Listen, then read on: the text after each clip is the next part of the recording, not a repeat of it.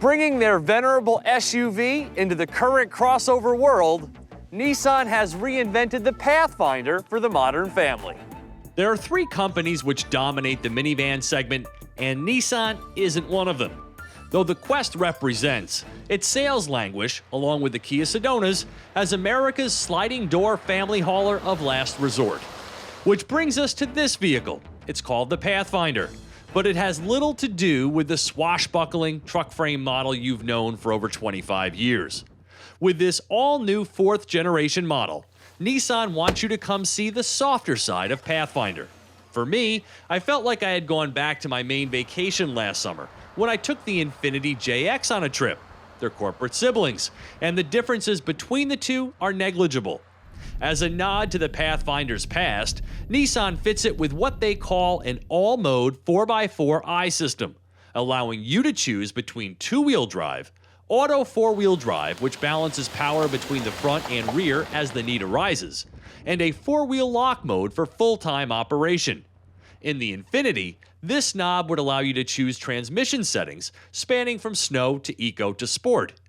Both have the same 6.5 inches of ground clearance, good for tackling that pothole-ridden soccer field parking lot, but far less than the 9 inches the Pathfinder used to have.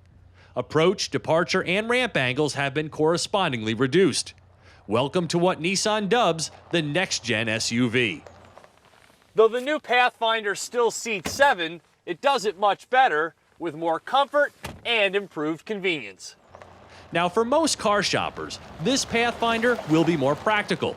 Sure, it can't go off-roading anymore, but it'll whisk you and 6 others around with the utmost competence, wrapped in all of the creature comforts to which this generation has become accustomed.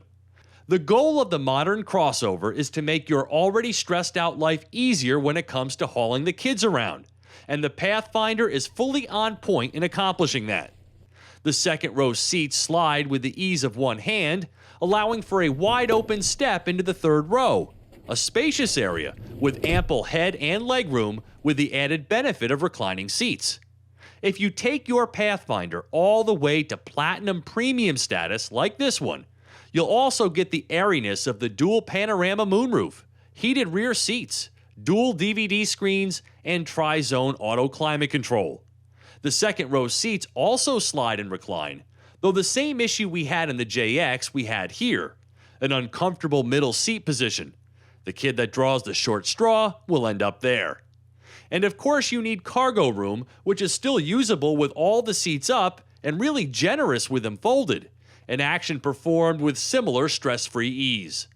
Throw in a power liftgate and intelligent key operation and you barely have to lift a finger.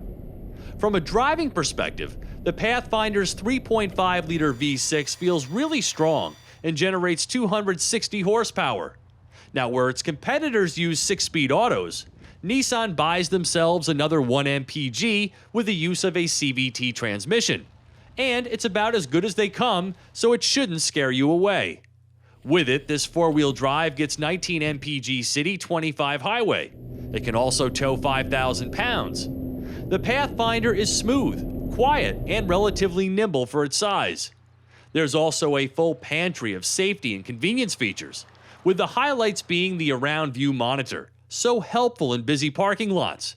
The easy fill tire alert system, which honks the horn when proper inflation is reached.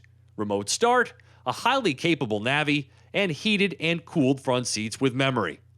For me, the JX35 got all the looks in the family, with the Pathfinder appearing bloated and oddly proportioned.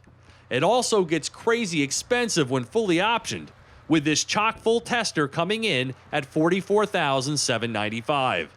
And I'm also not in love with Nissan using the Pathfinder name on a vehicle that seems completely different from the original.